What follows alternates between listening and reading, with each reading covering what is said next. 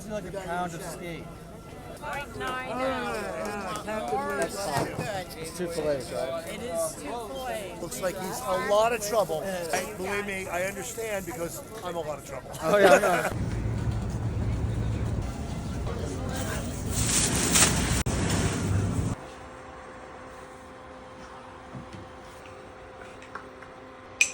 All frying is displacing water with fat.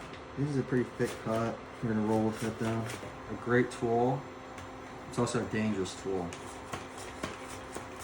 I have sliced my hand on a mandolin once or twice. One trip to the ER. It's not a fun thing to do. So be careful. If there are gloves out there, you won't need it as long as you're careful. Wait, I have one of these too. Oh, a mandolin. It's a safer one. It's a safe one. This is the dangerous one. Yeah. Okay, good to know.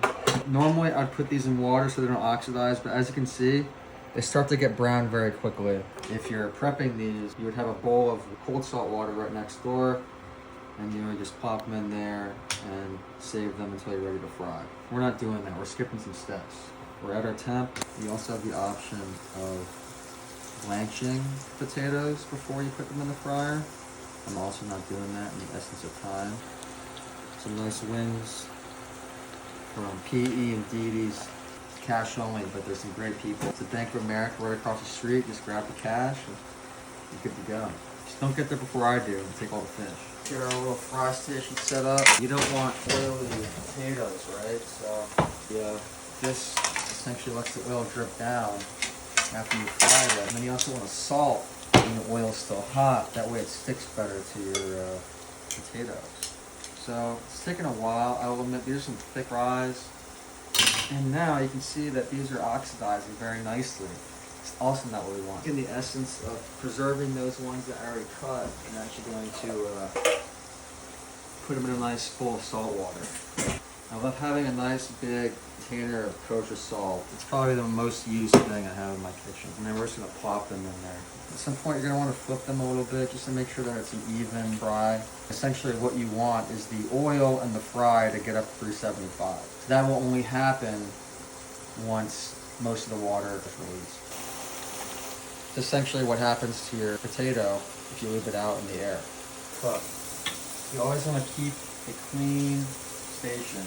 It makes your life easier and it saves mess for later. That way by the time you're eating, you don't go do all these dishes. The chips are slowly browning. Different types of potatoes brown quicker than others. The sugars are the things that brown the potato. These are just your classic russet potatoes. We're running low on tallow in here. As you can see, the fries are soaking a bit of that up, so we're going to add a little bit more.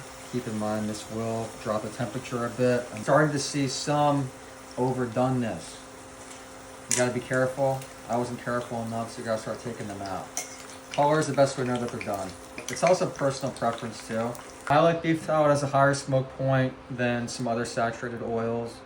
I like knowing where my food comes from, and a part of that is actually rendering my own tallow from suet. That's from grass-fed cows on New England pasture. It's nice to also support local farmers too. And while these are going, as my culinary instructor would say, it's salt from a great height.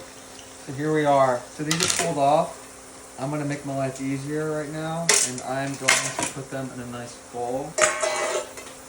It's fun for cooking. Got to make cooking fun. It doesn't have to be perfect all the time. It's about learning and finding out what you like. Now, while these are going, we're going to quickly salt our skate. Skate is a bottom-dwelling fish. It's actually related to sharks. It's kind of like a manta ray, and these are the wings of the skate. We're just going to go straight into the oil with this one. All right, our fries are complete. Give them a little salt from a great height. Now we're going to add, you're actually going to want to bake the oil on top so the top fries evenly as well.